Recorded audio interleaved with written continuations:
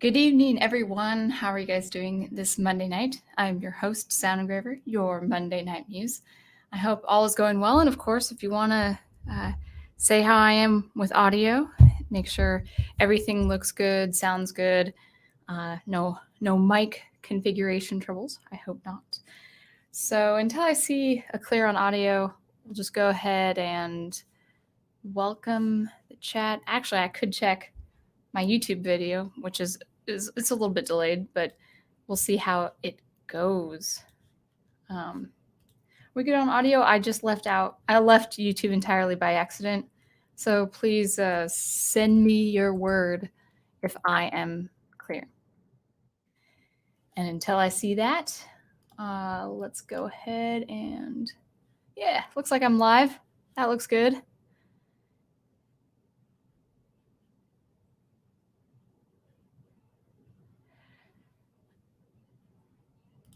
Okay, I think it sounds good. Do you guys okay, crystal clear? According to back to the drawing board. I always feel like it's a wet blanket, but that could be just the room noise. That could be how my microphone is positioned. Every time you see me turn this way, it's because my microphone's right here, so I want to be nice and clear. And we'll take it away. We'll welcome chat, and then just a couple announcements, just some things to talk about before we get into my random thoughts. And this is an impromptu, and these thoughts are random, but I realized the more I was thinking about these thoughts, I was like, well, they're actually somewhat interconnected. So I would love your input. I would love your feedback. I hope this is a really good casual conversation, a good discussion.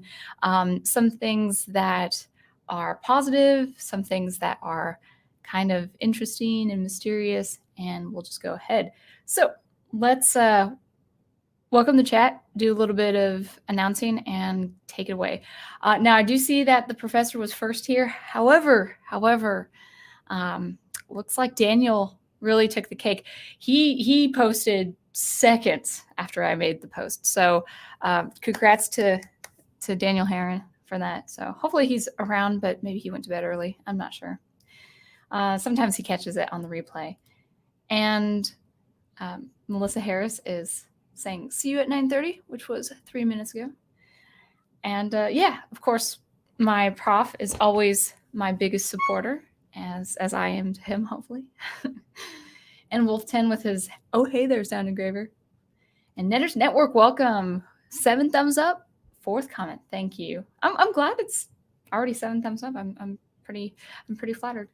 And we've got back to the drawing board. Hello, the chat. And Artificer Joni, nice to see you. I see you on the profs chat, and I think I've seen you on Fanman's chat too, so it's good to have you on my chat. Good morning, everybody. So you must be in England or somewhere, because it's definitely not morning over here. Monday morning? No, it wouldn't be Monday morning for you. It'd probably be Tuesday morning. And so let's go ahead and see also Big Al. And he posted in honor of Pearl Harbor. It is the anniversary, I do believe, and the day that will live in infamy, which is true. All right. Need that visual, so I know. Audio is crystal clear. And Jedi Masters Utopia. And Orville Nation. Good to see you. I always hate missing your live streams because I'm teaching the time you're streaming live. So I hope all is well in your camp. Hopefully you're having a lot of good content coming up and a good panel if you still are doing those panels. But yeah, definitely good to see you. We have a newcomer, I think. Maybe you've been here, but we have Sean Barnes, and you look so familiar. I wonder where you're from, because you really look familiar. And not from a YouTube community either. I feel like I went to school with you or something. You have that face. But anyway, nice to see you. And we got Waylon Smithers. Oh, okay. And then Big Al Presents says, I was second, by the way, but got lost in time. I think you were sailing the high seas, maybe. So they booted you out. And Daniel Craig. Awesome. Looks like I've gotten everyone, hopefully. If I'm behind on chat, it's probably the just being on StreamYard versus YouTube. So let's talk about a couple announcements. The first is I set up a subscription page to my Bandcamp. Let me go ahead and share the screen here and see if you guys can see that. Looks like you can. So we've got a subscription page for my music, and I'm starting with one tier, just kind of feeling the waters here. It's going to be $5 per month for exclusive content in addition to getting my music, hopefully for free. I think, well, the number one subscriber, I think, has all my music, Prof. So I can't tell if he can get the music for free because I think he's got all my music. But we should have those releases free as part of the exclusive or as part of the benefit for the subscription for $5 a month. And getting into this next month into January, I'd like to do a special bonus track, maybe some extra content I can put together showing a work in progress of a bonus track, or maybe a composition lesson, whatever the case may be, maybe even an interview if I get more subscribers over time. But $5 a month would really help me, and also the label I'm under would really help us just keep producing music. And I have all this stuff ready to go, or close to ready to go, within the next month or two. But I actually don't have the funds at my disposal for the first time. As excuse me, as the pandemic has hit us pretty hard, this is my first time I really can't afford even an affordable mastering engineer, as I know, as I have a friend of mine who's very good at what he does and he's very affordable. But this is my first time where I can't even afford a service like mastering. And I want my stuff out there, but I also want my stuff out there with good quality. So if you want to check out this backstage, we've got, here are my tracks here, my single tracks here, my albums here, and content coming up. I'm thinking about what to do for my exclusive content for my subscribers. So I'm gonna go ahead and post that link in the chat.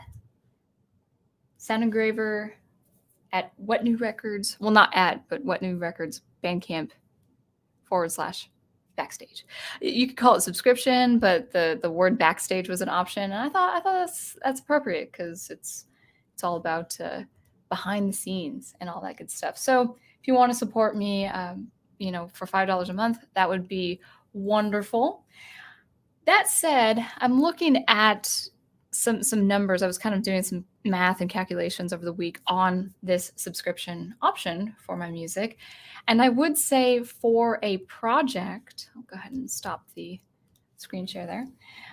For my project, for mastering my next album, I've decided to, within the next week or two, set up an Indiegogo campaign or one of those platforms to actually raise funds for mastering my album.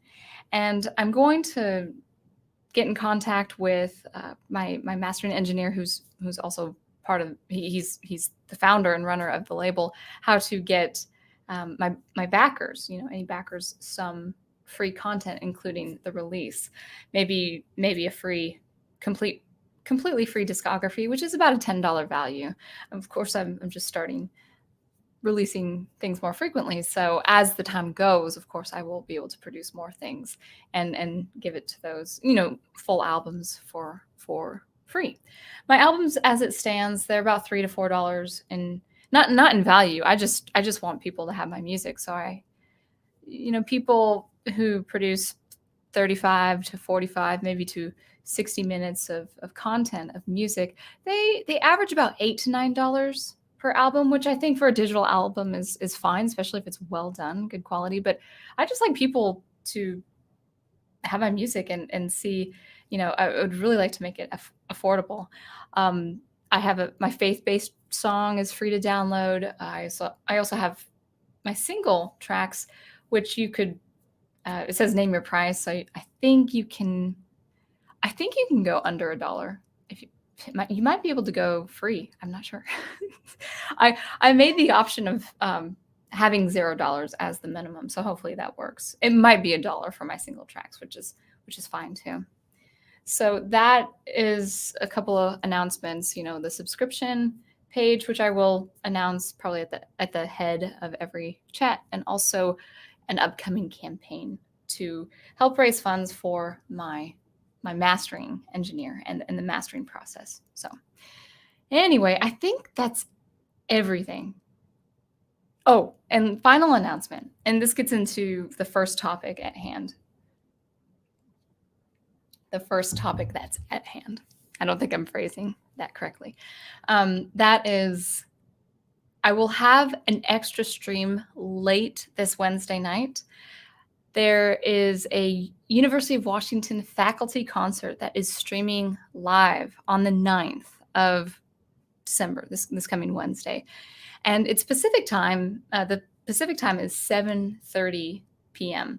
So that means I will be doing a live stream at 10:30 p.m. Eastern time, probably give or take, I would say give or take 15 minutes beforehand, just to set up, maybe even half an hour before, just to see, just talk about it. But see, this is great. I actually could see a concert and talk. You can't talk during a concert, and so this will be fun. So I know Daniel Heron and Age of Boomer are streaming live earlier, and Green Lion Girl, I think, is streaming live earlier that night as well. But it will be a late night stream. So it's usually a 2-hour, sometimes a 2.5-hour concert, if the faculty concerts are the same as they were doing the live shows. So if that's the case, the stream might go into 1 a.m. That's insane. That's insane. So I would say just be on the lookout for a late Wednesday night live stream. And we're just going to talk.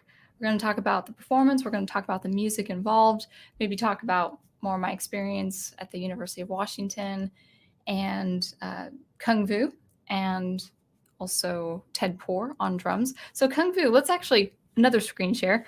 Let's see, this looks good. So let's screen share this one coming up.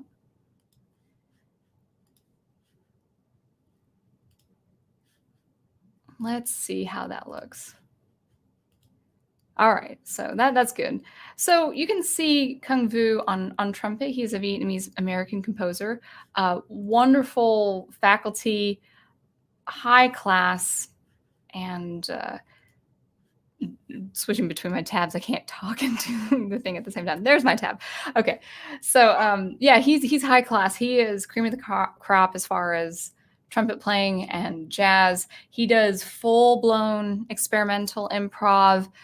He does contemporary jazz that has some of the older, more formulaic standards, but he can just go crazy wild. He's a total wild card at times, and then he can do very, very sweet tones and very sweet melodies. He's, on a number of occasions, he's played with Pat Metheny.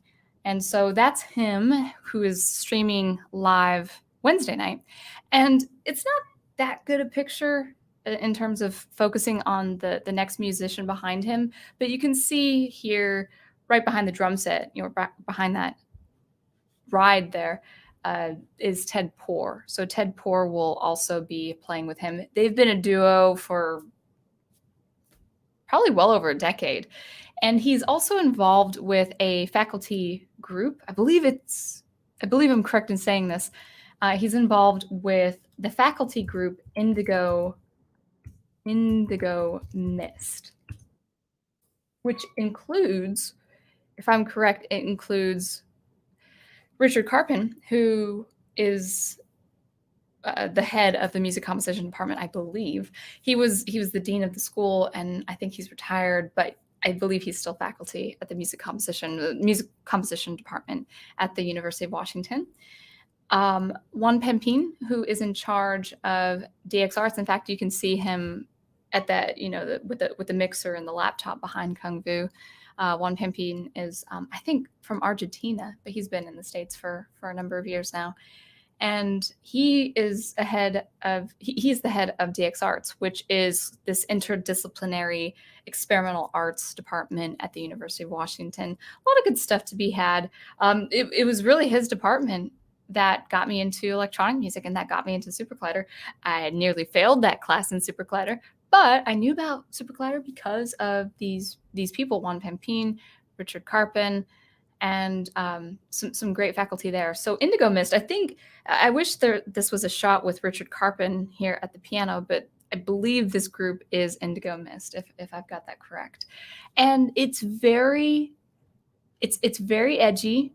It's got a lot of chaos, but also a lot of beauty, a lot of intricacies and musical expression. Live electronics with piano and drum and trumpet. It's got a very unique blend. Now for the streaming coming up this Wednesday night, I don't think it's going to involve electronics. I didn't see electronics involved. It's not going to be with Richard Carpin or Juan Pampin. I think this is just with Kung Vu and Ted Poor, so trumpet and drums.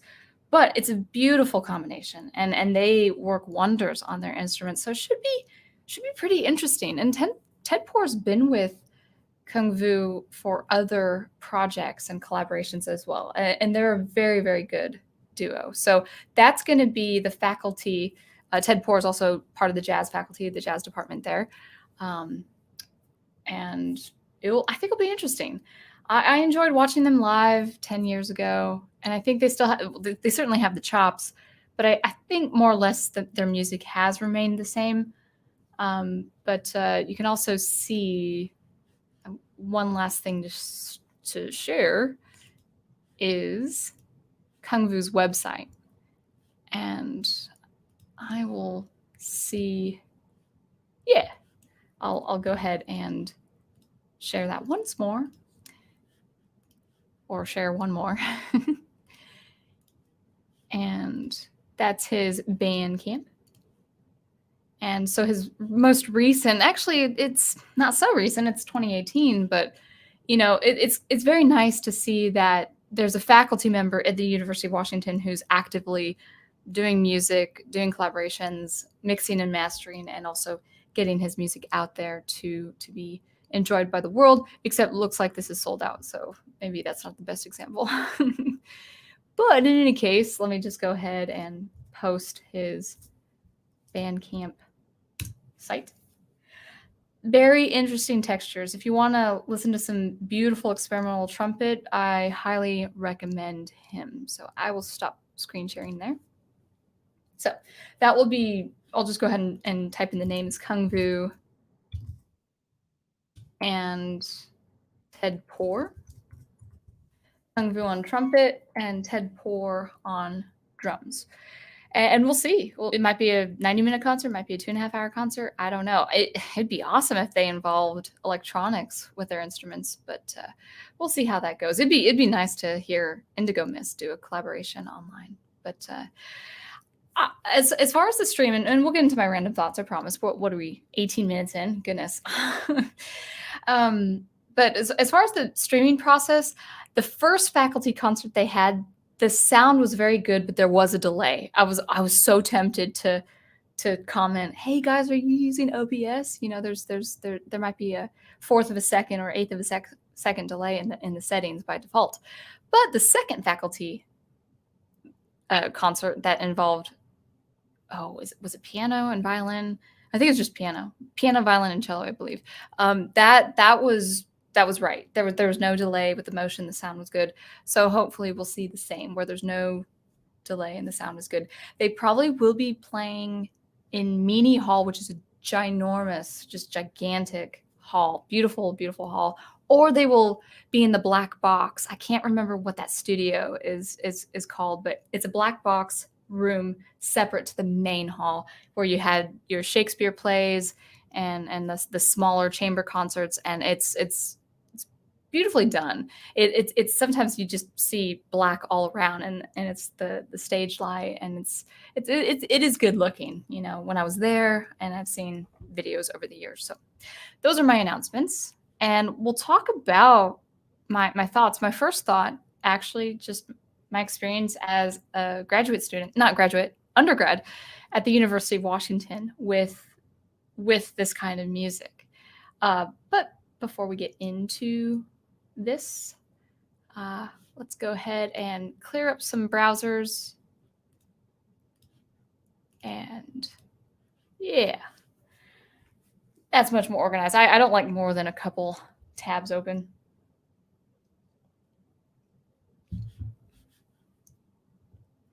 All right. Way to sell it. I'd say her Bandcamp comes highly recommended by me, but I think that's a given. I think, though, I saw a nice, I think it was Orville Nation that said he liked my Bandcamp website, the look of it. So I'm happy about, oh yeah, there it is. Happy about that. Love your website, Sound Engraver. It's not my personal website. I still need to work on my personal website. I was gonna do that in March. It's like, yeah, I'm home teaching online. I'm gonna be productive while I'm home teaching online. And I mean, I have it up, but there's nothing. There's nothing up.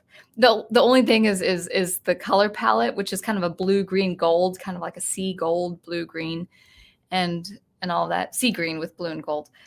And then just my Twitter and my YouTube and all that good stuff.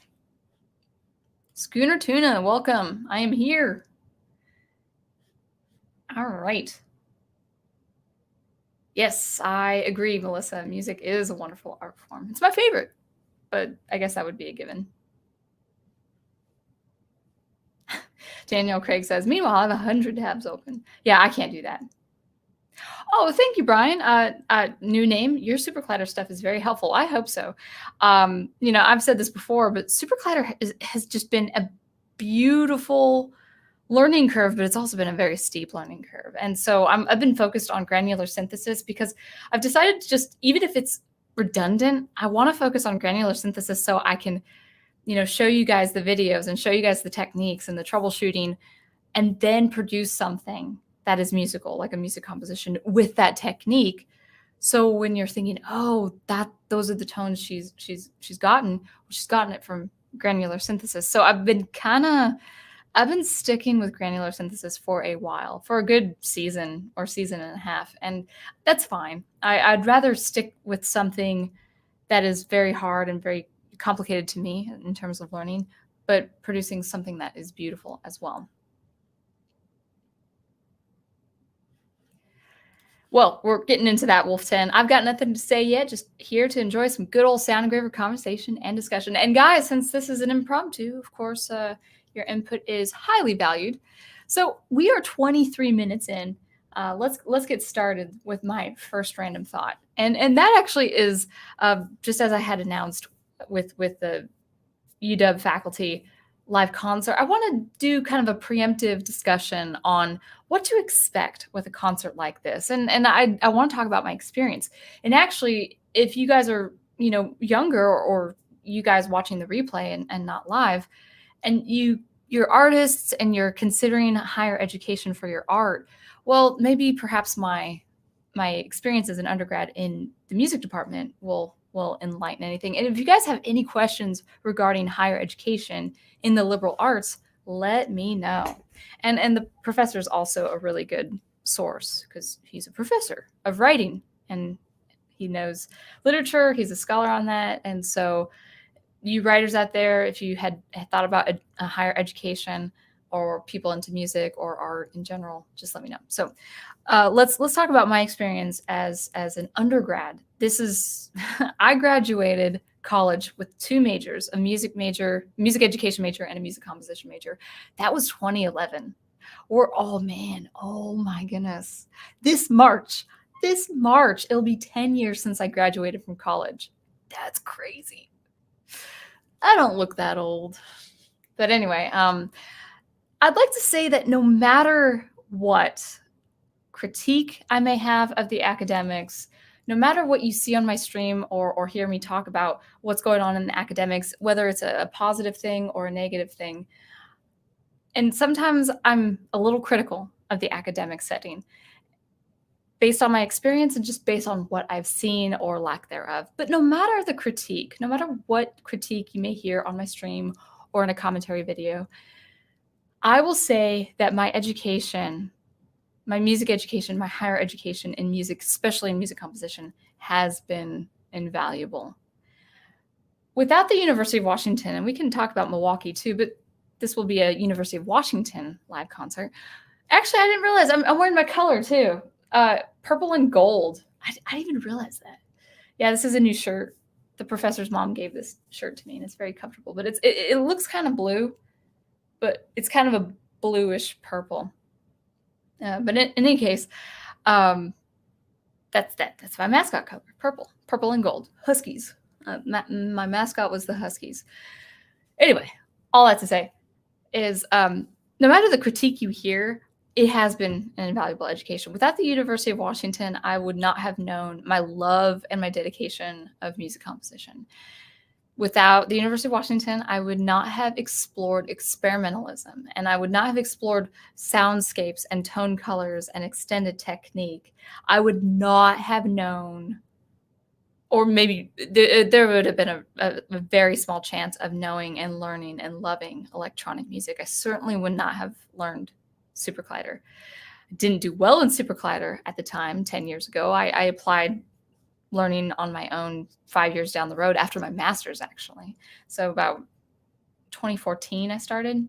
2015 I started learning SuperCollider. So this is years. This is 4 years, 5 years after leaving the University of Washington.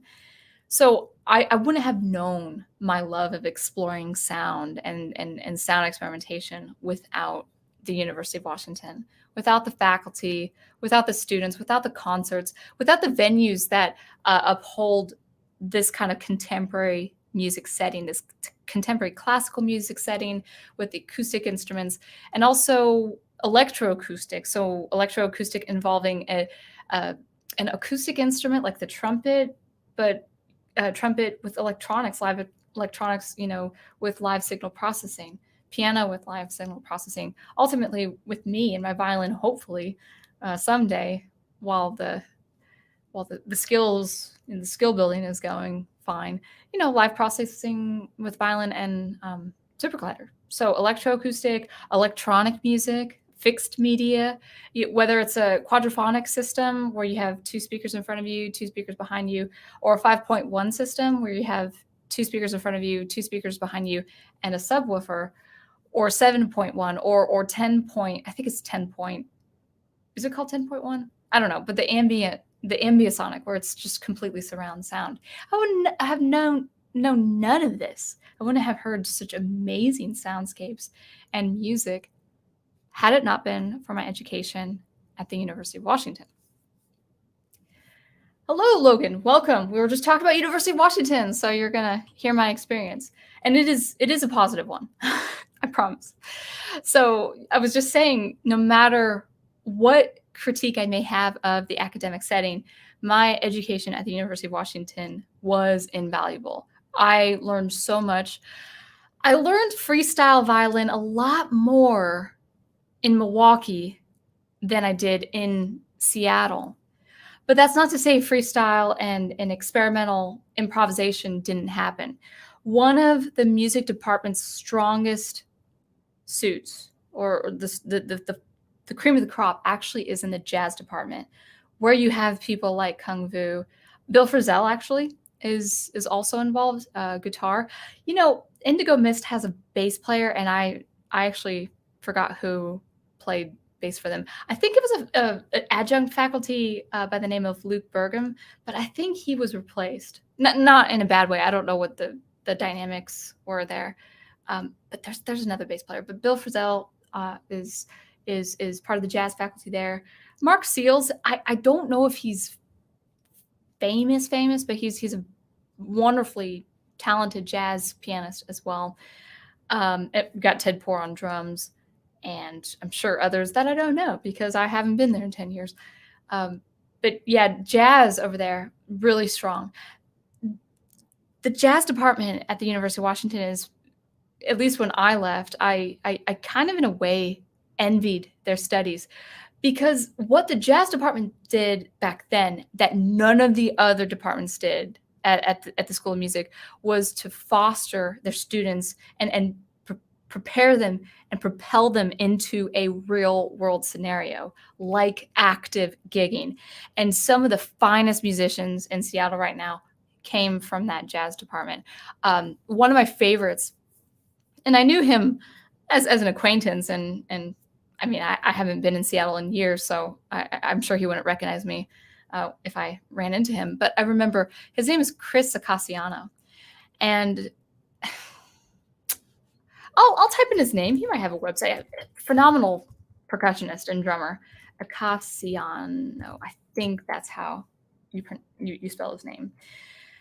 I think he's still in the Seattle setting, and he was a student at the UW, I think, when I was a student, and so I kind of thought he was my peer.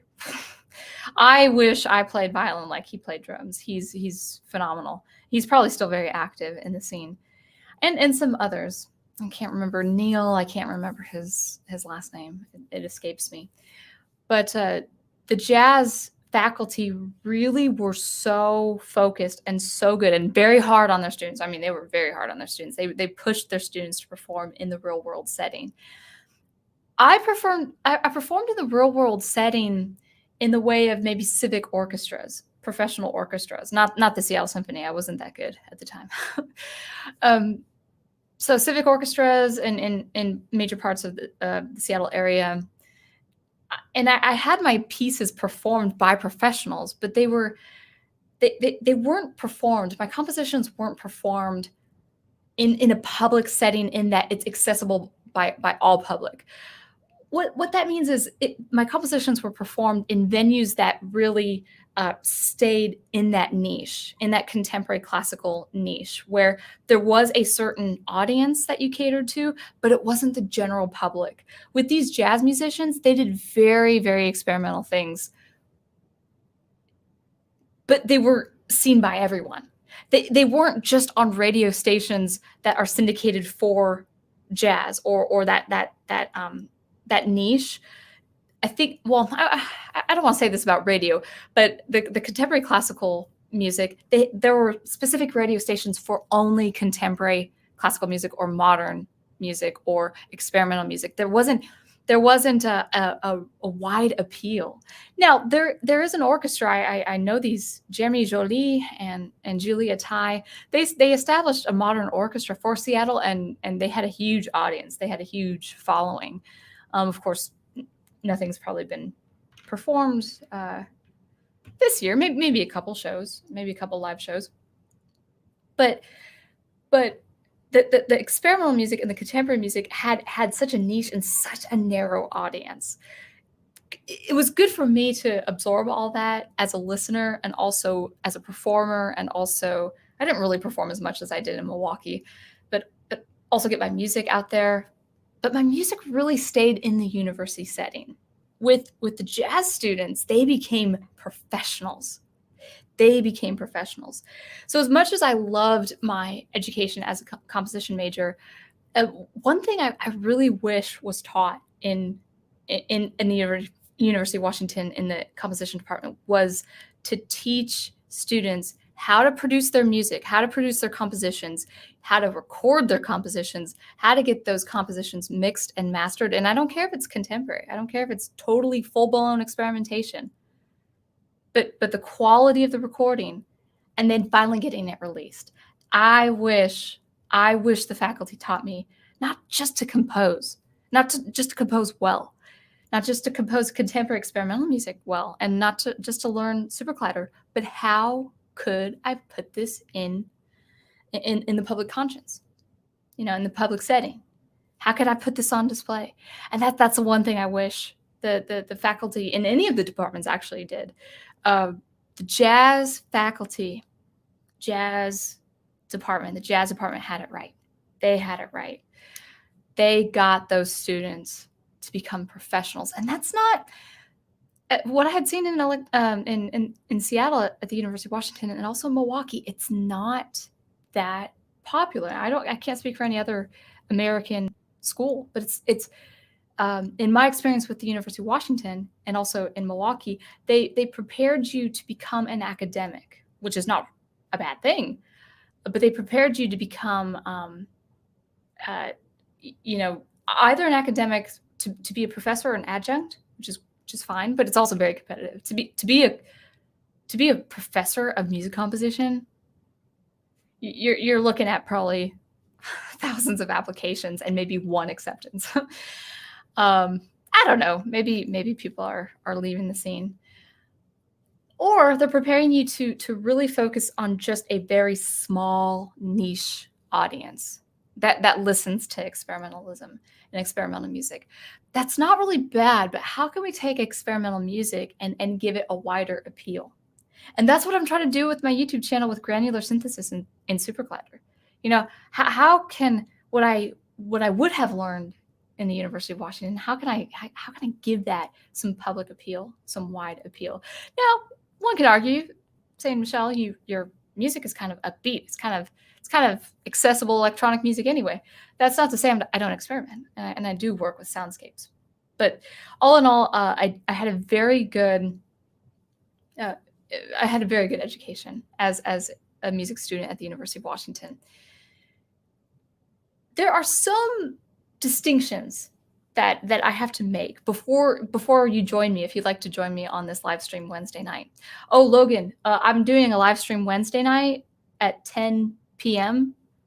No, 10:30 p.m. because there's going to be UW faculty of Kung Vu and Ted Poor, major players in the UW faculty as far as composition and live performance. So if you're still interested in the UW, there'll be a live stream. And actually, not everyone's on the Facebook group page. So let me see. Go ahead and talk amongst yourselves, but let me see if I can find that link so I can post it for you guys. Let's see. So we've got UW School of Music, faculty concert, Kung Vu, Ted Poor, percussion ensemble. No, there's okay, here it is. Let me put the link here on stream. I don't think they're gonna allow chat. I didn't see chat allowed the last couple times, and it's kind of a sad thing too. I do feel like the UW is a little disconnected there. They should appeal to a wider audience, but maybe they just don't want any negative attention or something like that, which I understand a little bit as an institution, but if they want a public appeal, they need to let up and let the live chat flow. And you can moderate the live chat. It's not that hard to do.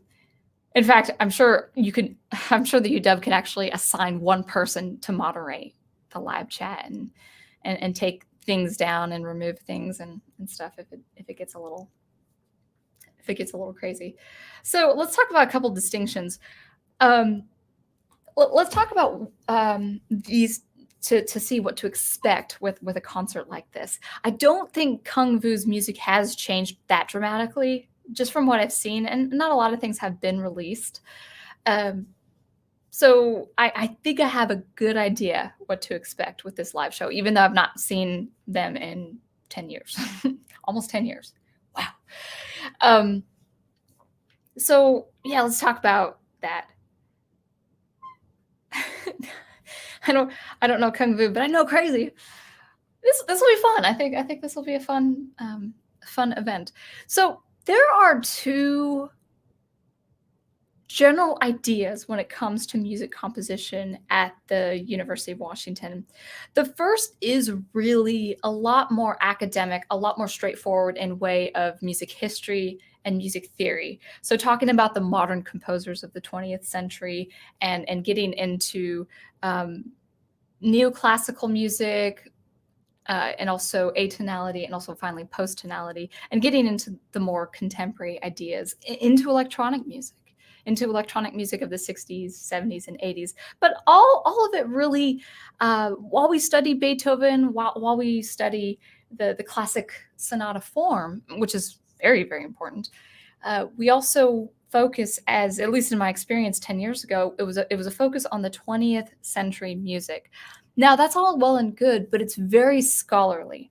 And what I mean by that is it doesn't really go beyond the music concert hall at the university. It doesn't go it doesn't seek to stretch out to the public appeal. Tell the public, oh, why should I be interested in this? Why should this be fascinating? What part of history brought the music to this? And because of that, at least I, as a student, I just focused on very certain patterns, certain ways of thinking in the academics that really didn't lend itself to the public square. If I were to post something on SoundCloud, it wouldn't have a wide appeal. That's not really that bad if that's their goal. If that's their goal, just to kind of foster more composers in residence and send those people out into the world, or to foster a new generation of composers to become professors. But it's very scholarly. It's not seeking to be a professional outside the academic setting. And what happens is it's kind of a philosophy that goes to the classics and then tries to expand out, which is great, but also questions. Like it's kind of a critical theory exercise. Like, okay, what about this piece? What did this composer in the 20th century do to really negate this classical idea, or really to draw from this classical idea, or to expand from this classical idea? All that is well and good, but what's really the point of being a composition student? Yes, it's to learn theory. Yes, it's to learn history. Yes, it's to learn the 20th century great composers. Stravinsky, yeah, awesome. Tchaikovsky, of course, Beethoven, Bach, all that great stuff. But to be a composition student, really your goal is to know how to compose music and know how to compose music well. So if you're interested in that 20th century stuff or the experimental stuff, well, do that, but you also have to know how to compose. And I've learned a lot of great techniques from the University of Washington, and I learned a lot about 18th century music, 19th century music, all the way through the 20th century. So you have a side in that composition department that is really, I am not composing anything more than what's appealing to the academics, meaning this is just for the concert hall here, this is just for my faculty, or this is just for my colleagues. Fine, if that's your goal, then that's your goal. But in that way, don't expect a wider appeal. Don't expect a wider audience. You may find that music in such a concert, whether done by faculty or done by students, is from a general ear, from a general perspective, used to hearing popular music or classical music, kind of inaccessible. Now, I understand it because I've been through it and I've composed through it, and I can weed out the good stuff with the bad. Because even if it's inaccessible to a lot of people, like to the public, there's still a bad experimentation and a good experimentation. There's still a bad piece of art and a good piece of art. Those are objective standards, guys. Sorry, I'm just that way. So you could compose something that's kind of gritty or inaccessible or ugly, but very well done. You can compose a very good piece of music that has those ideas or those traits or those features. Then there's another side of the university composition department that goes to the performance side. We've got the viola faculty member, Malia Watrous, and she does a lot of contemporary classical music. She is on board with collaborating with the faculty that compose for her instrument, for the viola. We also have her doing her own compositions, and also Kung Vu and Ted Poor, where it's the performance side. And because of that, it's a composition performance hybrid, especially with someone like Kung Vu with all that jazz background from the New York scene, and then working with Pat Metheny and Bill Frisell and all those greats, all those jazz legends. Well, now you've got an experimentation that is good, that is vivid, but that is also accessible to the public conscious. And I think that's what appealed to me. Now, I never studied under him. I never studied under such a faculty who fostered experimentation and fostered good, high-class performing, but also fostered this idea, like, I can present myself to a wider audience. So he's inside the academic setting, but he's also branched out. He's a full-time faculty member, but he's also branched out to the public square. And I think that's important. I think that's important. So what you may hear in this concert with Kung Fu and Ted Poor is something that is experimental, maybe something that's not accessible to the public square, maybe something that's kind of hard to understand, that's kind of hard to hear. But you might also find some beautiful, amazing stuff too. Now, that's a preemptive measure. I'm kind of wetting the palate there on what to expect with these two guys. But I like that there's another side of the academics where it's like, okay, I'm going to take from the academics, but I'm also going to make myself available to the public square. How can you do that? And you don't have to compromise. You don't have to compromise as an artist. You don't have to dumb down your compositions, your music compositions, or your live performances for the public square. That's actually kind of insulting to the public intelligence.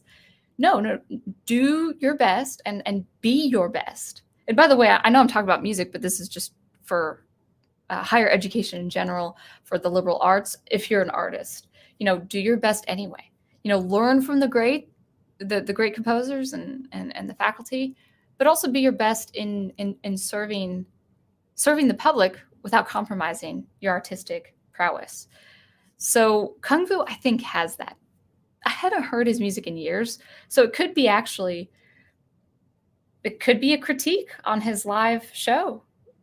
I could weigh the positive with the not so great, or I could say, man, he's not changed in 10 years or something like that. So I will be objective in my commentary, my live commentary of that performance. But I'm going to also enjoy it as a concert because I kind of miss going to those concerts in a way.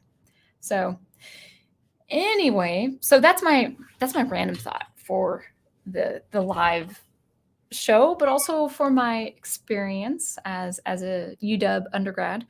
And I had an incredibly invaluable education. I don't think you can use the word incredibly and invaluable. I had an invaluable education.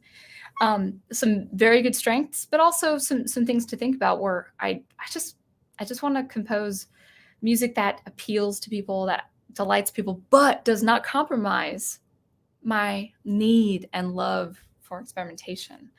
So that is my first thought.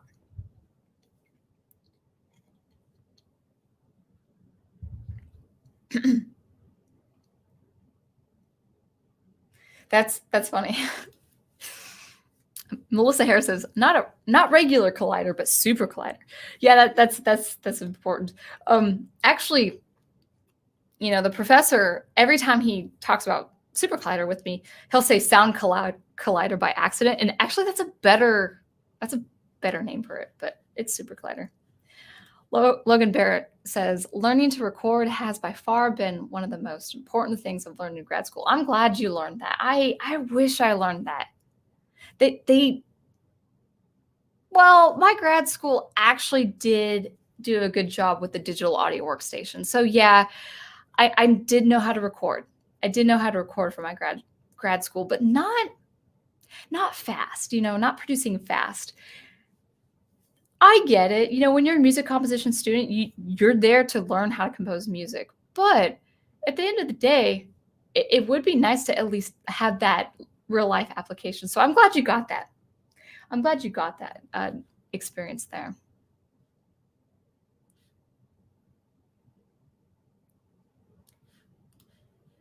Daniel Cake says, speaking of granular synthesis, I'm still trying to remember what that country song is. Oh, I forgot you mentioned that, and I don't know what country song you're talking about. I mean, granular synthesis,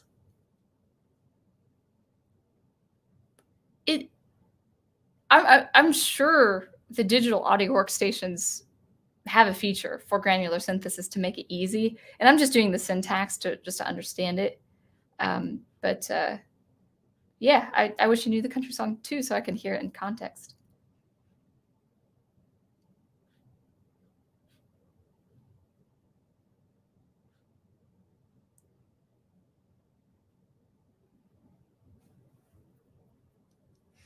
So Daniel Craig has an opinion, which I'm pretty much in agreement with, except I also do believe in good art and well-produced content and compositions. Production is way more important than anything else. lesser artists who sound better will be more recognized. Now, this is an important thing to know for composers to know, especially composers in the academic world. Man, you can have an amazing composition, an amazing performance, but if you cannot record that performance, and if you can't, or if you do record that performance, but it's not well, if the sound is not there, and you put it on SoundCloud or you stamp it on an album, it just does not work. I think if you value your composition so much and your performance so much, you have to consider making that, it's an artifact, to archive, making that imperative to get that sound right, to get that same experience. It won't be entirely the same experience as hearing it live, but get it as close as it can be, because that's going to be what preserves that art. I've listened to some CDs and some recordings of orchestra pieces that are terribly mixed and mastered. Beautiful pieces, Pines of Rome, for instance, or Daphne and Chloe, beautiful pieces. But the mastering is just atrocious. And I actually think that will be at the expense of the work of art. And I've heard symphonies that have been superbly recorded and mastered, it's done in such a way where it's like, oh, that's like the experience. That's like the live experience. And actually the live experience, to be fair, won't be the same every time you go, because you might be sitting in the back in the right corner, or you might be right up front, two rows from the stage, and the sound quality will be different depending on where you sit. So if you got the mastering down with all the right touches, that's what's going to preserve the art. And I think that's important for professors to show their students. And it doesn't have to be, you don't have to have it on a live radio station. I'm not saying that, but encouraging people to get the stuff out there. I had a friend who was a master's student at the time I was a graduate student, and I think he's a professor now, or he's an instructor. I don't think he's an actual professor. But he composes a lot of complicated things, and he has a SoundCloud page, and my goodness, his music is just not mixed well. It's not mastered well, and that is important.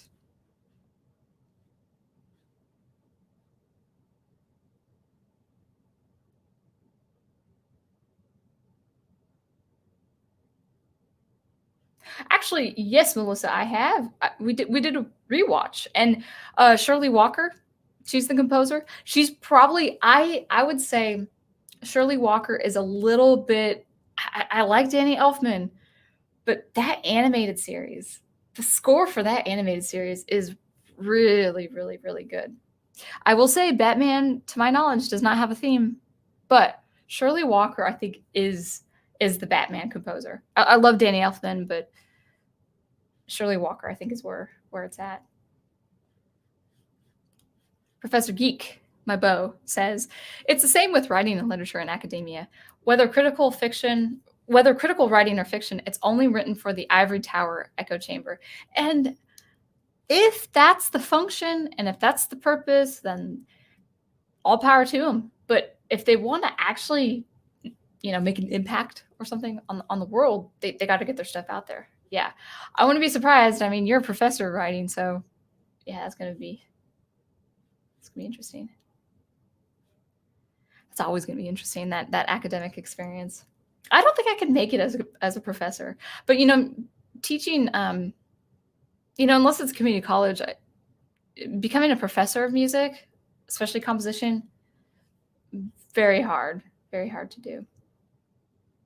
At least it was hard. It looked hard from the 10 years ago that I saw it. Sean Barnes says, I was very lucky to see Kung perform in the concert with Pat Metheny, the Pat Metheny group, 2005. It was an amazing experience, and everybody in the band was absolutely incredible, including Lyle Mays. Rest in peace.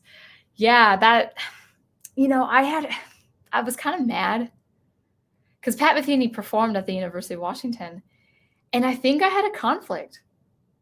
I think I was performing in something else, and I didn't get to see. So That's unfortunate.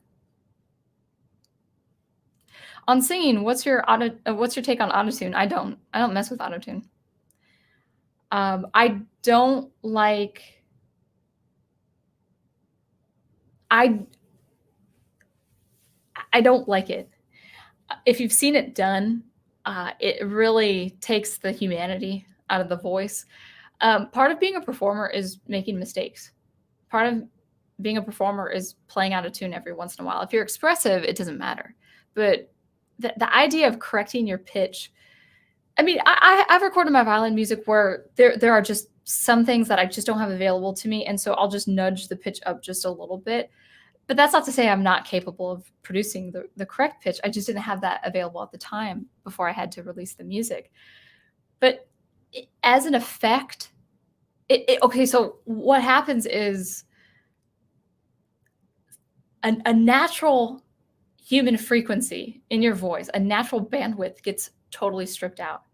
And so there's this very thin, very almost kind of glitchy, like something's just really cut off. Like there's a threshold that should be here, but it's got this threshold. Something feels very crunched down with auto tune.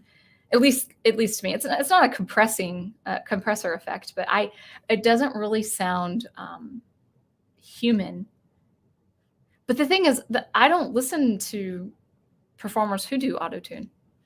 And actually, I listen to Wolf 10. I actually listen to experimental music. Well, that too, but I listen to mostly instrumental music. I don't really listen to singing much at all. Sometimes opera, of course, but I don't really listen to popular music in terms of singing. Daniel Craig says, one of the things that's so disappointing about classical tango music is that there are so many amazing musicians and pieces, but it was all recorded in the 1920s, and it sounds like a tin can. Yeah, but isn't there a way of restoring that? Maybe? I don't know. I know one of my professors actually helped engineer or patent off a LP recording. What did he call it?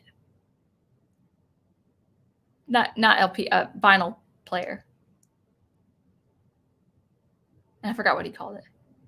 But he took an old LP, an old vinyl record, and the sound quality of it was just superb. Got rid of all the high kind of chattery frequencies. And some people love that effect of an old LP, but he also knew how to produce a really nice tone to it.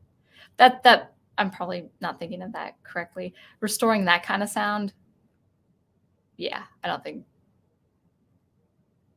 probably could be possible, but it wouldn't. I don't think it'd be the original thing. That's the thing. Yeah, Shirley Walker all the way with Batman. It's good stuff.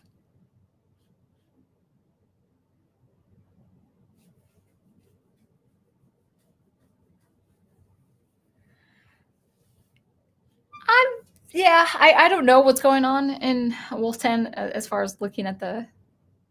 Oh, you mean looking at the higher education as a student? I don't know. If affirmative action is a definite factor, that would make me feel cheap. See, when I got into the composition department, yeah, my portfolio wasn't the best, but I was personable. But I think I mentioned it. I mentioned this in my stream, I'm sure. But I was one of 3 female students at the time it was just like 9 or 10 students, and it was all male faculty. But man, if I ever learned that they accepted me into the composition department because I was female, I'd feel so jilted. It's like, what? You didn't see the potential I had? I wasn't the best student either. I don't think I was the best student. I loved my education, but I don't think I was the best student. You can only restore it so much. If you have the original recording, it was probably 4 tracks, but most of the time all you have is damaged 80-year-old LPs, and that's a lot harder. Yeah, I can imagine. All right, you know what? I do want to talk about my next subject, and I'll post the question here, and I'm gonna actually. I don't know, guys. I think I've just been drinking a lot of water, so I actually have to use the restroom.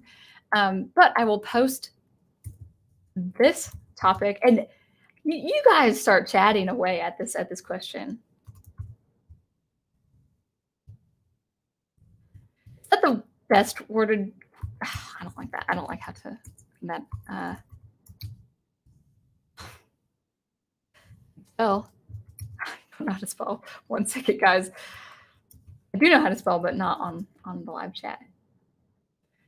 This is a question for you guys because this is my next topic. So we're kind of coming off the UW, but producing art to the public square. And speaking of the public square, is this true? I'm going to post up my question right now. And then I'm going to post it on the screen. This is my next random thought. Are celebrities relevant these days? And so I will be right back. And Wolf 10's starting the conversation already. Okay, guys, I'll be right back.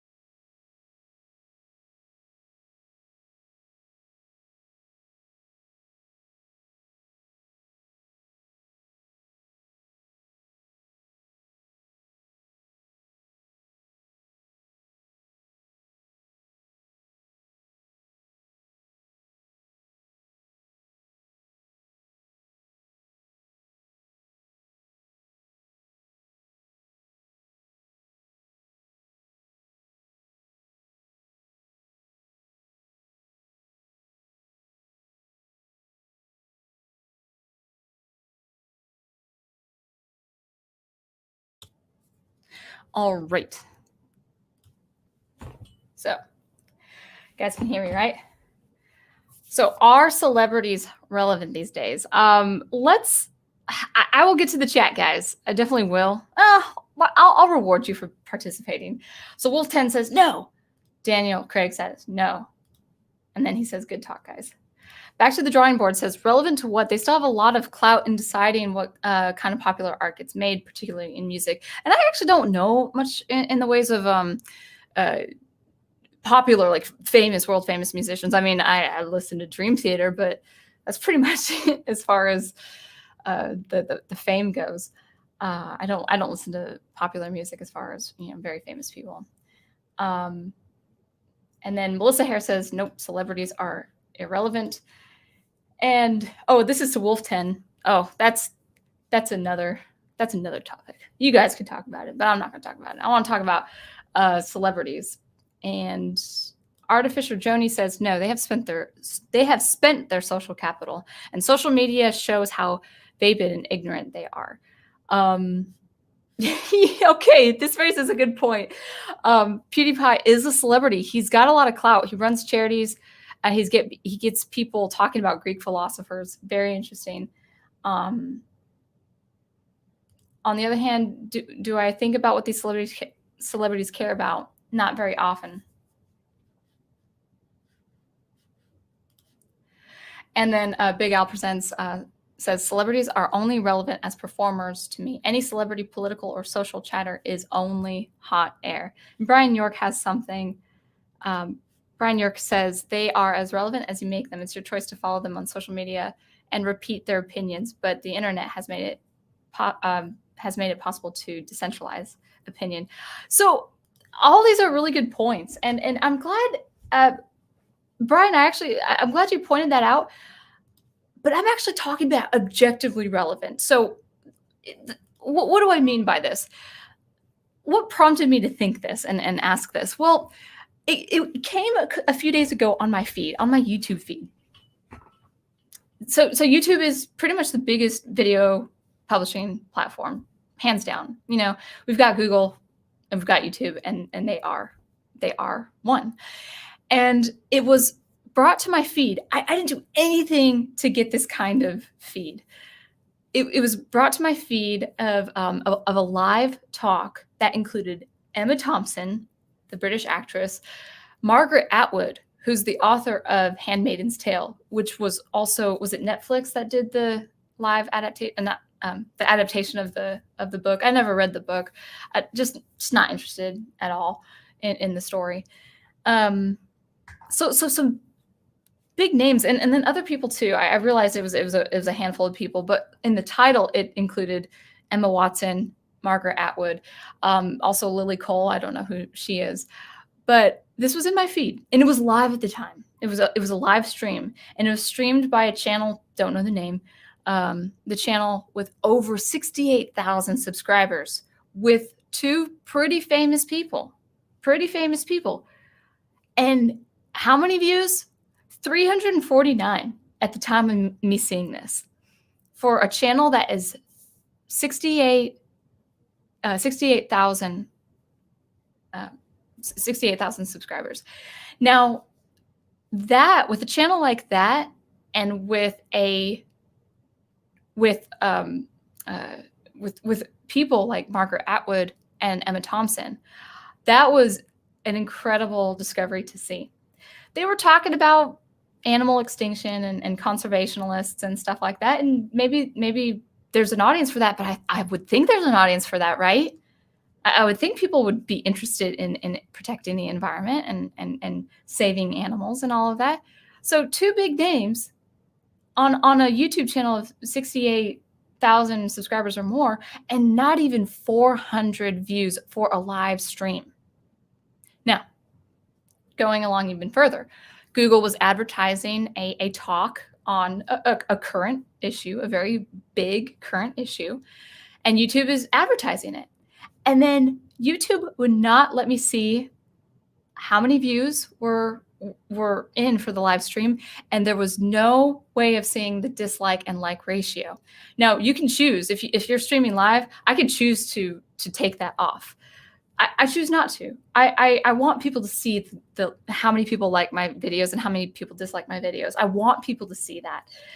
But YouTube, for this original stream, and this was streamed about 3 days ago or so.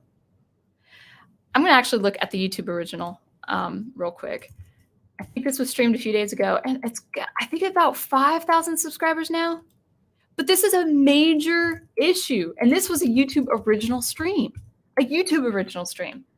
Let's see. It was, okay, so if you actually go on YouTube originals, you'll see what I'm talking about. So, oh, they're not even giving the view count. They're still not giving the view count. So, YouTube originals have been talking about a pretty heavy social topic, very important social topic, apparently. But this is YouTube, and this is feeding through Google and stuff like that. And what is it? The view counts are like this. So what is this saying? Actors, actresses, TV personalities, TV hosts, radio personalities, when they get on a platform like YouTube, it's like they do not get the following. They do not get the views as normal people do. Are we saying normal people are better? That is not my call. In fact, I believe everyone has the opportunity to be the best, and I give everyone their dignity before I either applaud or pray for them. But in any case, these stars, these major stars, these A-list actors, don't even get 400 views. Now, I'm saying these numbers, and these numbers aren't arbitrary. This is a very key thing to see, that stars on major platforms in Hollywood cannot get the audience that normal people who have spent their time and talent and attention on YouTube get. What does that tell me? Is that if they are not with their agent, if they do not have their agents, and if they do not have their system, their Hollywood system to get to the celebrity status,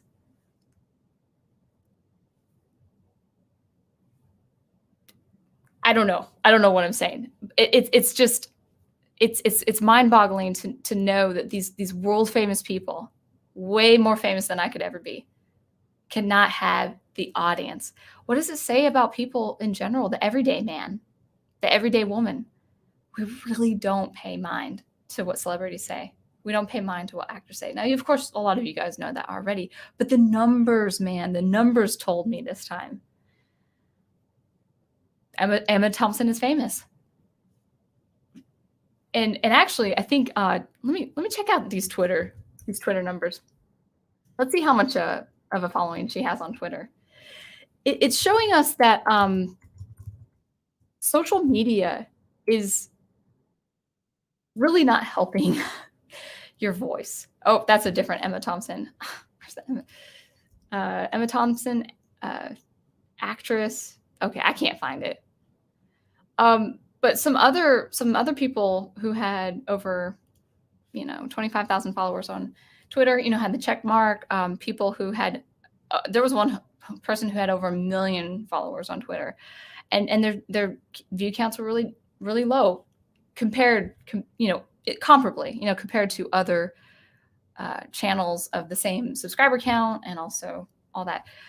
Do they know how to market themselves? See, why I'm bringing this up is that people really do know how to market themselves over time and with good care and attention on their content. And it gives me actually kind of hope that because of budgetary reasons and things that are going on in Hollywood, things that are presented by Troy Picelli and Agent Boomer, about films not being made and stuff like that. I think this is the time, guys. We're in for some hard times, but this is the time for the everyman. This is the time for you. This is the time for me. As independent artists, we can actually garner an audience for our art and for our commentary that is meaningful and valuable to people. I think the celebrities, not all of them, Kevin James is good. He has a YouTube channel that has blown up. Why? Because he produces enjoyable, entertaining content that is also really well written and really well done. Great sound design. Kevin James, with his comedy, with his drama, with his great writing and his great acting and his great stunts, he gives to the everyday man. He gives to that everyday person that none of those other people who just kind of, I hate to use the phrase, but blow hot air. They don't give any value, anything worth to the everyday man or to the everyman. I think I'm using that phrase incorrectly. But in any case, I thought that was interesting. And these stars that are talking about major social changes on YouTube, they're not getting that many views compared to what they should if they were on a late night show. These are people that talk on late night shows. Ratings are going down. Films are not being made. So what does that leave for us? Well, it's up to us to produce the entertainment. It's up to us to produce the art.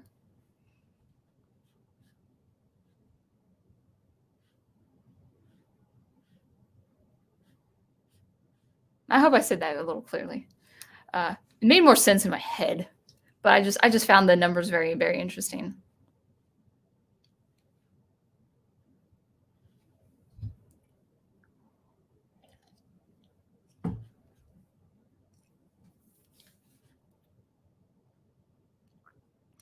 All right. Back to the drawing board says, in fairness, most celebrities didn't market themselves. They had companies that promoted. Yes, very good point. Very good point. They had that system behind them. They had those agents. They had those connections. They had it could be a form of nepotism or something of the sort where, oh, you were in this movie. Okay, we see your value. You're going to be in this movie, and that's not bad. That's not bad for work and stuff like that. I think that's fine. But you also say, I don't think we'd get a Jimmy Stewart in the modern day. Things have changed a lot, but not all in good ways. Yeah, now these celebrities, these major players in Hollywood, they have to find ways to market themselves. This is the beauty of YouTube, is that the everyman and the everywoman, if that's a phrase, we've learned how to independently market ourselves. I'm not saying I have a massive following, but my channel is growing steadily, and hopefully I'll be producing a lot more music into this next year.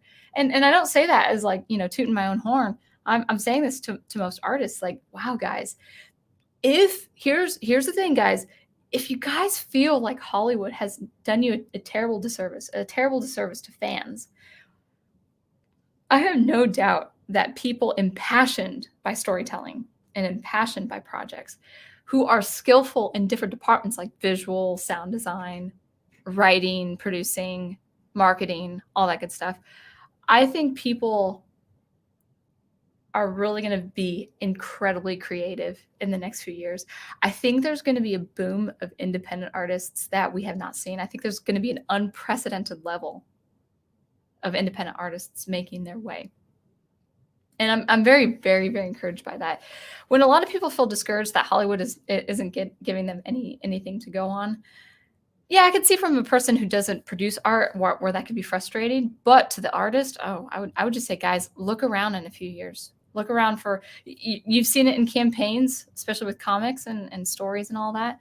But look around in a few years. I think there's going to be a new wave, a new boom of very good art, very good filmmaking, very good music, very good storytelling and characters, because people who've just been doing this, just as that the everyday you and me, we actually do know how to market ourselves.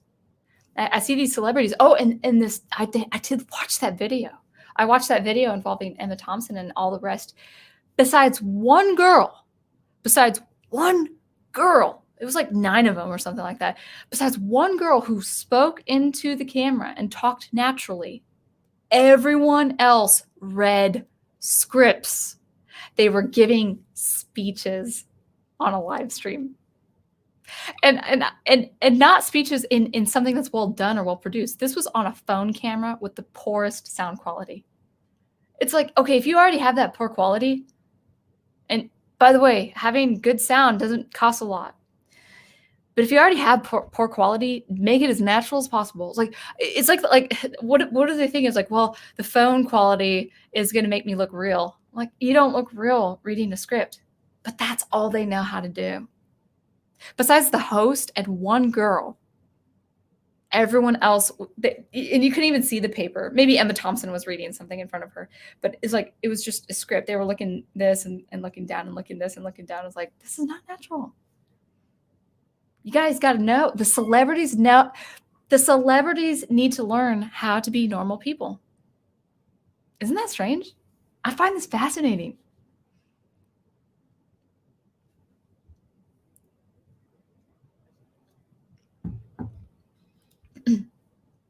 Professor Geek says, it's coming as a hard revelation to them that the protective bubble of Hollywood's ideology has no power in the equalizer of public content platforms. Yeah, because we've been seeing normal people like JP Sears, a very talented comedian and writer, but by any stretch of the imagination, he started probably with nothing. Maybe he was touring, maybe he was a professional comedian before he started his YouTube channel.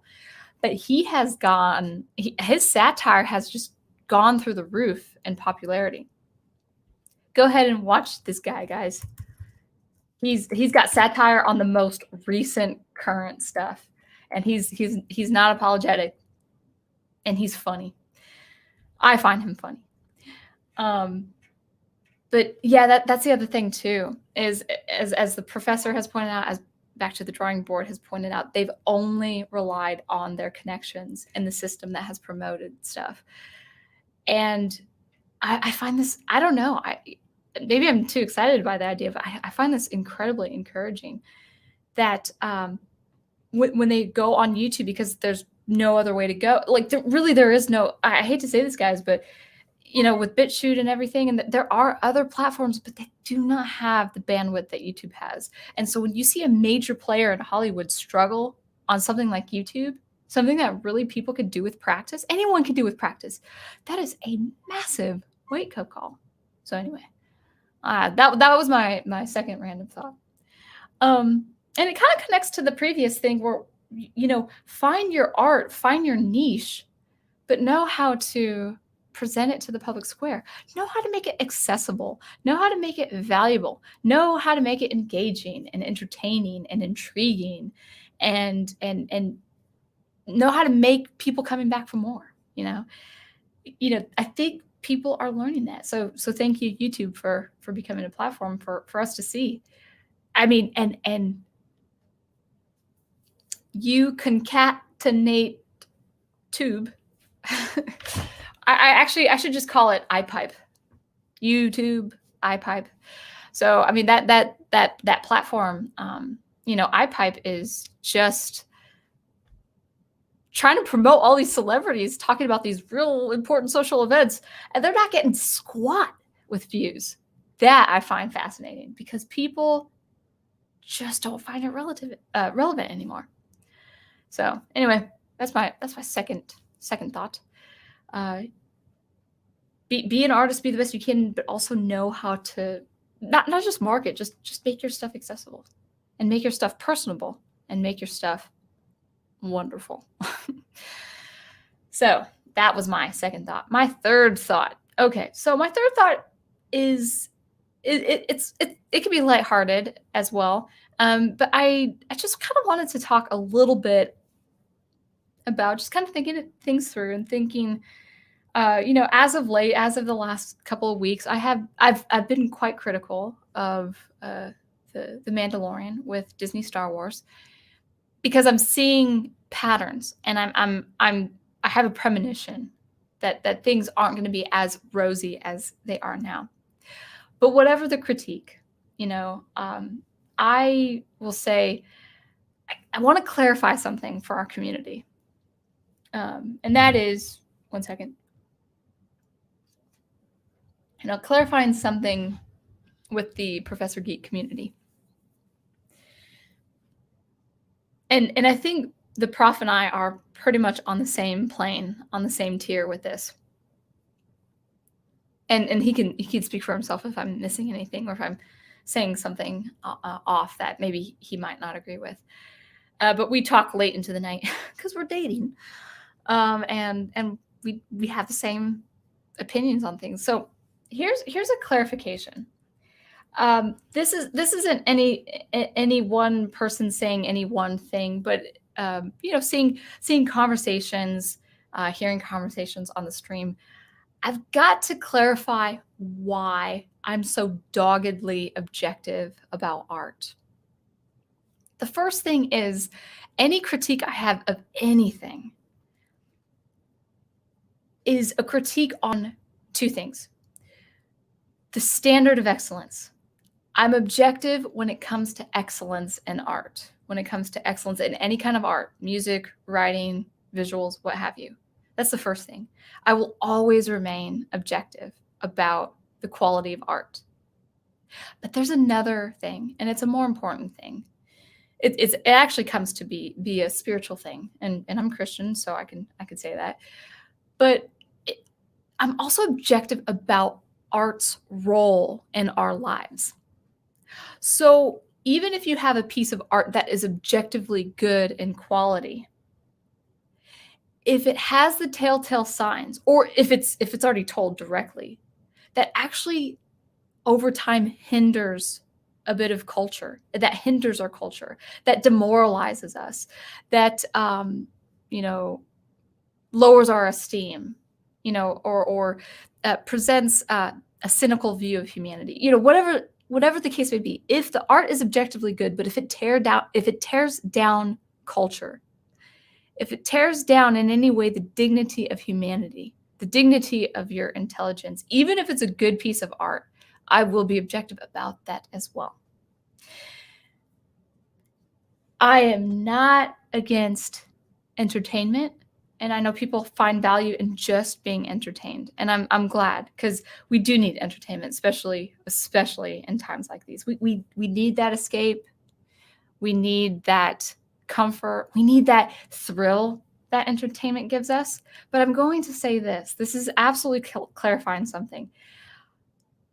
Art does not need to be entertainment, and entertainment does not need to be art. If I'm objective about a piece of entertainment that has a poor quality to it, like poor quality of writing, for instance, as I've talked about with Star Wars, that should not lessen entertainment to anyone. It shouldn't lessen the experience of being entertained. Anyone has license, they are allowed, they have the freedom, they have the liberty to be entertained, even with a piece of art that has objectionable ideas or flaws, objective flaws in the presentation of that art. If it's entertainment and if that's your value, then that's what's presented. Entertainment doesn't need to be art. I know I'm kind of saying the same thing. It doesn't need to be artistic. It doesn't need to be a masterpiece for it to be entertainment. I mean, I watched Iron Man 3 with the prof last night, and actually it's a good movie. And I was kind of thinking of some scenes, and I was thinking, there's something in the writing that doesn't work here and stuff like that. I'm already analyzing like the scenes and stuff. No, it's a great film, really entertaining, and it's got some really good values and morals to that story. And actually, I think it could be both artistic and entertaining. I hope I'm making sense. It's one of those moments where I'm thinking these thoughts out loud, and I hope they make sense. So I might have to clarify for my own sake. Art is art, and art has. I do feel that art has a status and a standard of excellence that it should aspire to be. And art also has a very, very important role in our lives and in our culture. And if it's a piece of art that is very entertaining but brings down culture in any way, I'll be objective and call it out. And it's not being cynical. When I call out something in its flaws, or when I call out something where I'm thinking, I don't feel good about this, guys. I don't feel good about this. I feel like this is going to be like a dangerous course in the future. I just lost my train of thought. If even in the way of entertainment, I will be objective. It's not being cynical, because I want to preserve what is good. And if what is good, whether it's an entertainment piece of art, a piece of entertainment that is art, whether it's objectively good as a piece of art, if it pulls down humanity, if it brings the spirit down, if it brings the spirituality down, if it brings down human dignity, if it brings down our culture in any sense, I will call it out. And it's not being cynical, and it's not being nihilistic. It's preserving the meaning of humanity in an art piece. So I hope that makes sense. I was trying to clarify, and I just feel like I didn't clear that up at all. But go ahead and say in the chat what you guys think. I will always remain objective in a piece of art. It could be entertaining. It could be entertainment. It could be an escape. But my critique of something should not lessen your experience. It should not pull away from your experience if you want to be entertained, if you want to enjoy something. I've said it before. I will say it again. You can love bad art. You can like bad art. You can like something that's terribly done. You can despise something that's wonderfully done. Just because it's a high piece of art doesn't need to be serve as entertainment, or it can. That's the beautiful thing. So something like something like Lord of the Rings, for instance. That is a good piece of art that is also entertaining. And that's what I want to preserve. I want to preserve the ability to have high art, but also be entertaining. That would be a beautiful thing. To have a masterpiece, but also be beloved by everyone all across the world. Kind of like what Star Wars Originals did, the original trilogy. So anyway, I'm gonna look at the chat, see if you guys can piece my mind back together.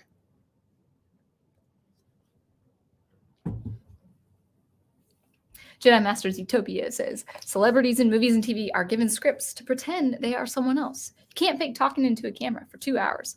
You have to be real and genuine.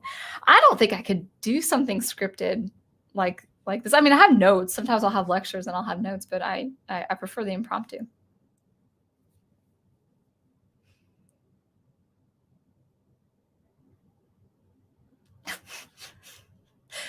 Thank you. Thank you, back to the drawing board. Just load those thoughts in the shotgun and fan the hammer. Brian York says, a good way to build culture is to create art for real. Less pieces in the concert hall and paintings in galleries. More pieces for weddings, celebrations, and paintings for public spaces. Yeah, I think that's a good idea.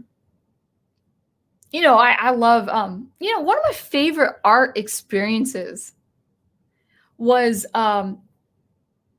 a restaurant I went to in Waldrug, South Dakota. If you ever go to South Dakota, you have to go to Waldrug, and you have to get the bumper sticker. If I ever go to South Dakota again, I'm going to Waldrug, and I'm going to get the bumper sticker. I've been to Waldrug. I've been to Waldrug a couple times. No, one time. And it's like a Western town, like you'd see in like an old Western classic kind of setting. It's really cool looking, and the Badlands aren't that far away. But one of my favorite artistic experiences was beautiful, well done art and sculpture. So visual paintings and sculpture. So the visual art by South Dakota artists, and it was on display in a restaurant next to a gift shop. And so you would sit at a table, and it'd be just this room of all these tables, and one table would have an art piece to it, and then around the tables would be just like this almost aquarium of beautiful sculpture. I think that's important too. I think that's very important.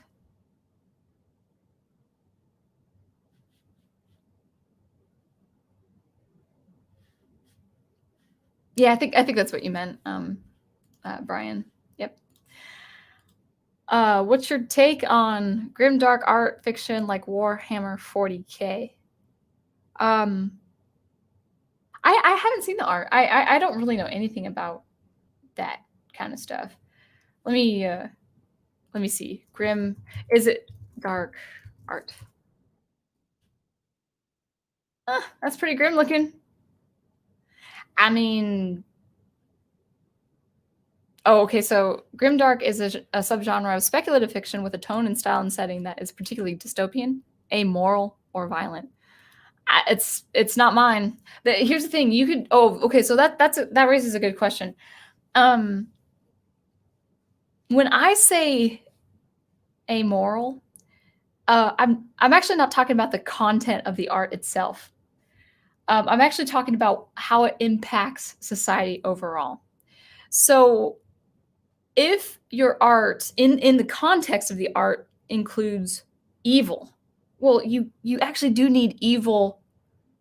You do need evil to further the good, to display the good.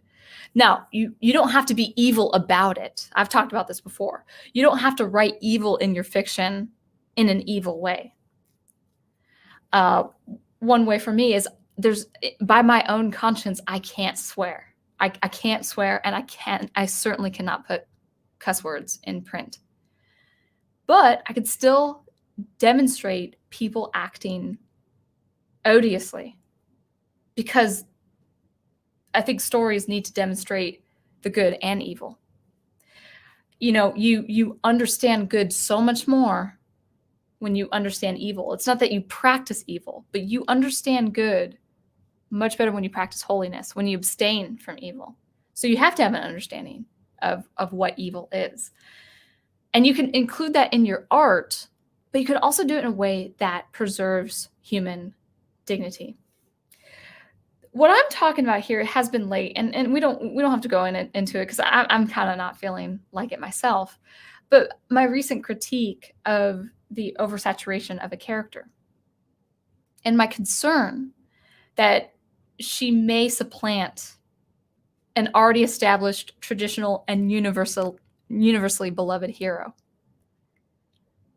If that happens, that's going to be the catalyst to undoing a lot of art from the past and a lot of traditional values and a lot of things that are worthy to be preserved and protected and cherished.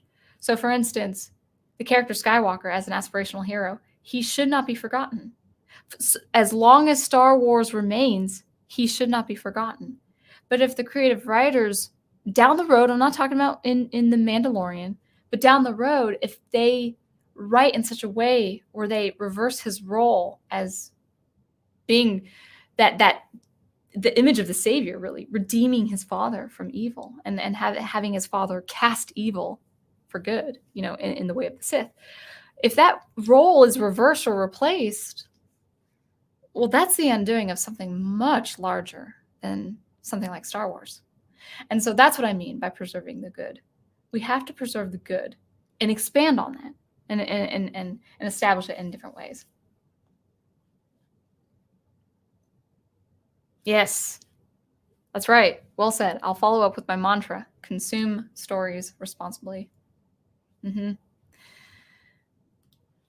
So I hope that makes sense. If you guys need clarification, just let me know. We're still under the 2-hour mark. That's wonderful.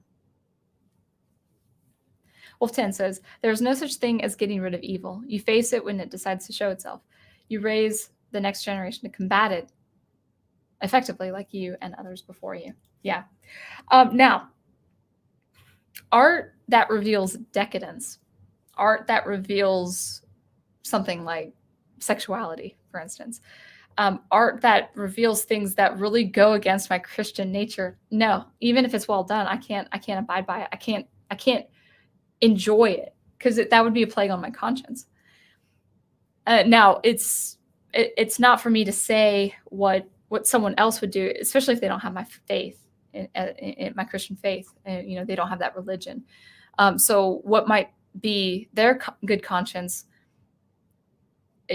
outside the faith, might be another thing. It's not to say that conscience is subjective. I actually do believe conscience is given by my maker, by my God. However, my conscience is going to be very different from a person because I'm practicing my faith, I'm practicing holiness. It's going to be very different from someone who doesn't practice my faith or doesn't believe in God at all. Now, until God meets them, we'll see. So, so I hope that Artificial Joni, did that make sense? You can have, I do want to mention this too. You can have something odious and something very sinful and something be masterfully done.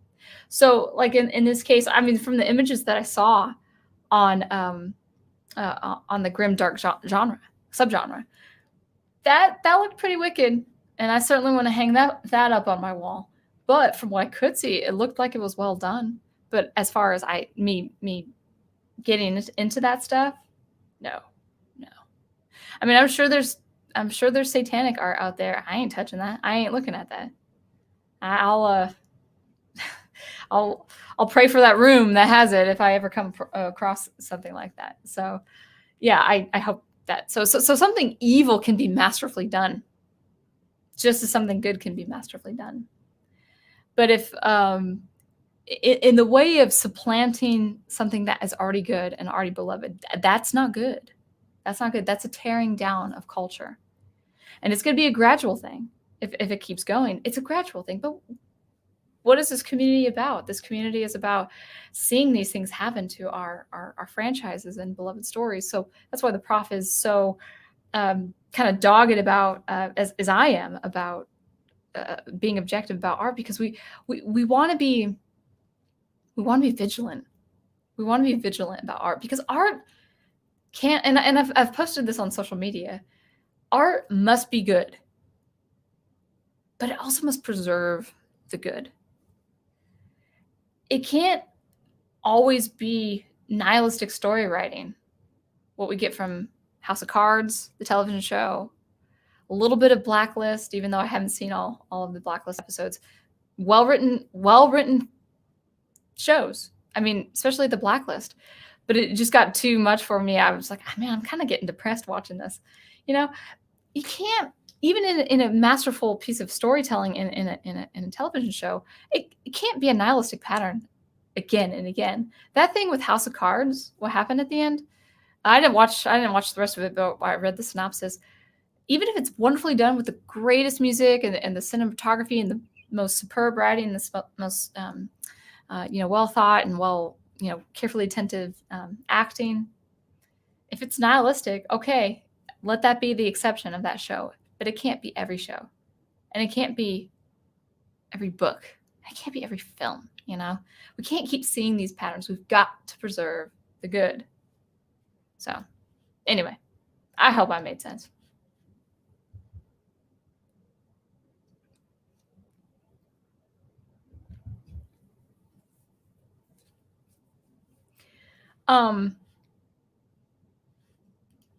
Well, I mean, just to get a little bit on a faith trip, you say, "I'm sure He will lead all of us, even those who are not of the faith."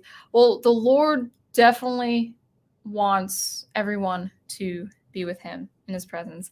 It says in Colossians that all things consist with Him. All things are before Him. All things are after Him, and He doesn't want anyone to perish. So he's the creator of the whole heavens and the universe and all of that, but He's also given this creation as being humanity, and He loves all of humanity. And people have chosen not to follow His instruction and His heart and His word. I'm knowing Scripture and just knowing Him a lot more as the time goes on, especially being in Scripture every day and praying. He wants everyone to dwell with Him in glory and also in love.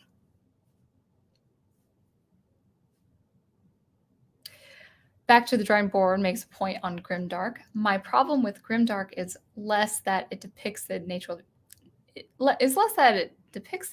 evil, and more that it refuses to show the corresponding good. Yeah. I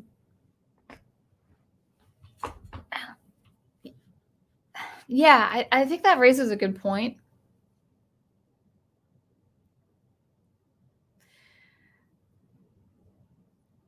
I want to see if I could word this clearly. You have to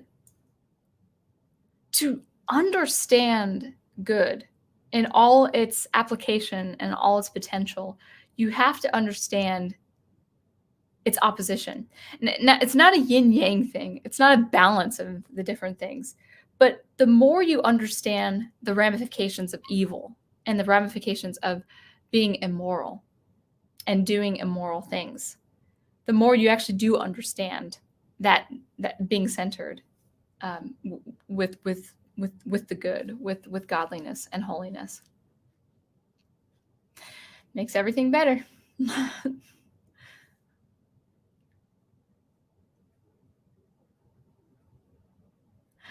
Geiger, yeah, the science fiction artist. The concept artist. Yeah, I kind of steer clear of that, but it's interesting.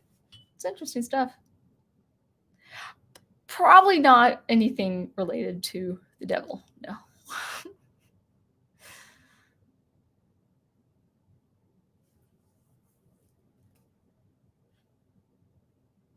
So this is interesting. You guys are educating me.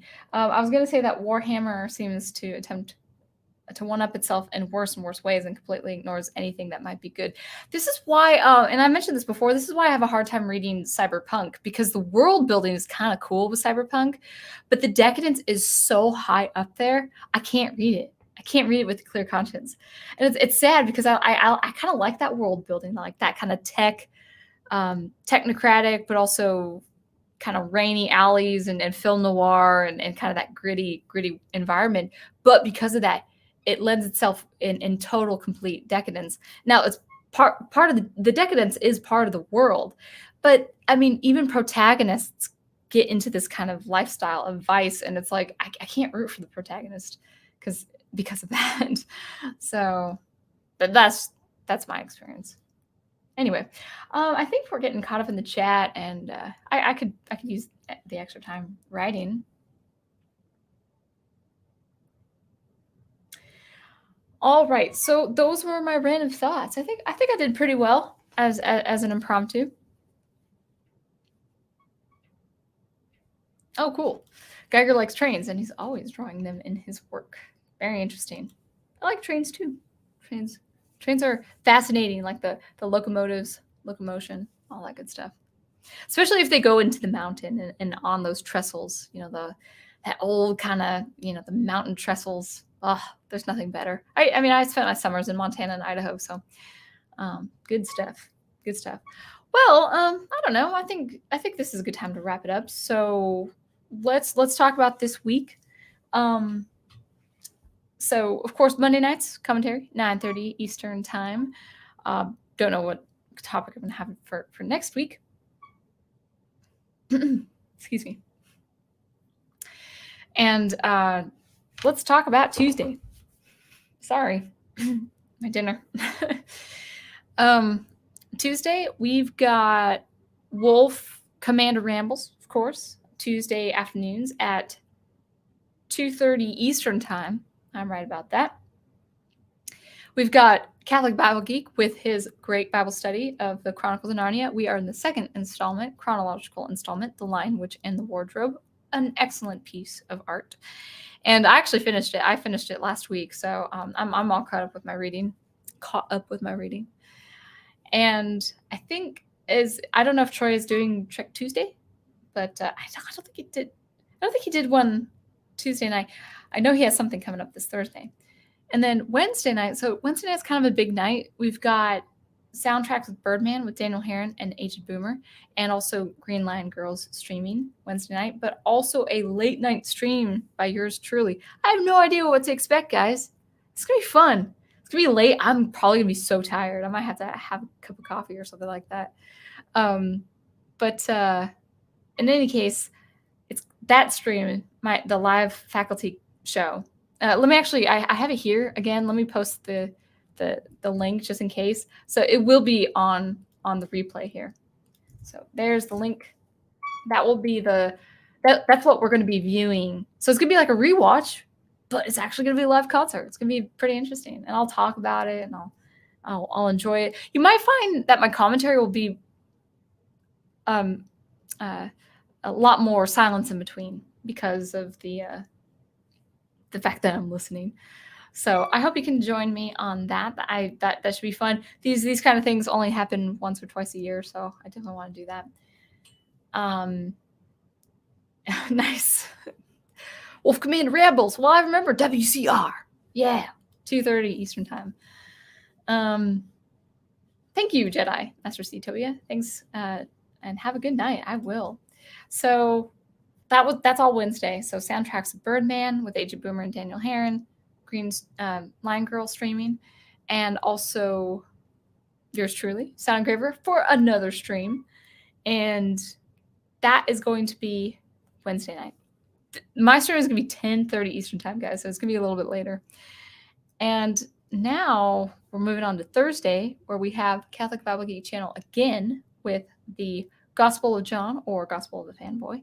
By the way, his shows on Catholic Bible Geek channel are 9 p.m. Eastern time, Tuesdays and Thursdays. So check that out.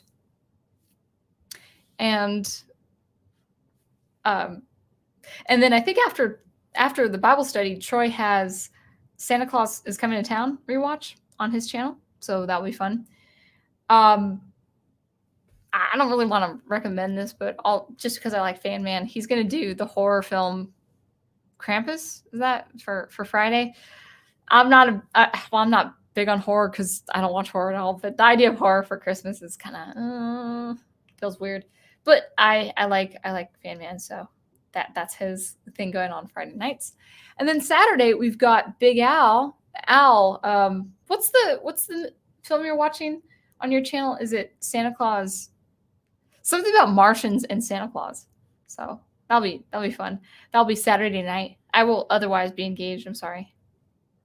Professor's coming to town.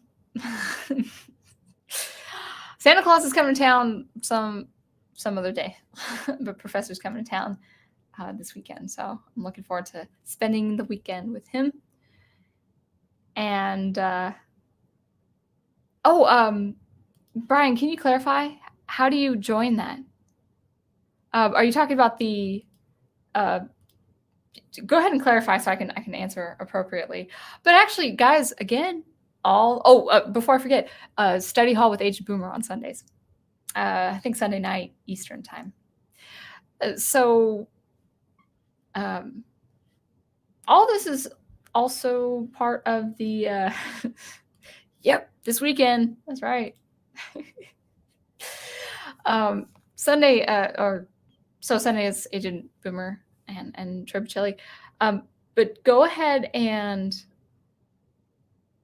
sign up on the Professor Geek Facebook group page, because all these kinds of events are announced anyway. So you have to answer a couple of questions, 2 or 3 questions, and just sign on.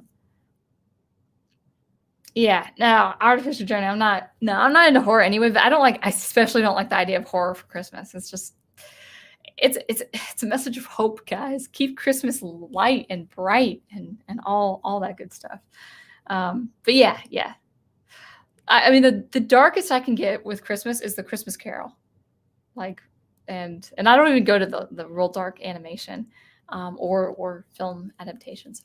So anyway, I think that's everything. Just kind of keep your eyes out for the Wii watches, the anime rewatches and gaming streams as well. And I think I will stop there. Thursdays, I do have sound experimentation as per usual. And I would say keep producing the art you love, guys. That's all from me. And until I see you next time, have a great, blessed week.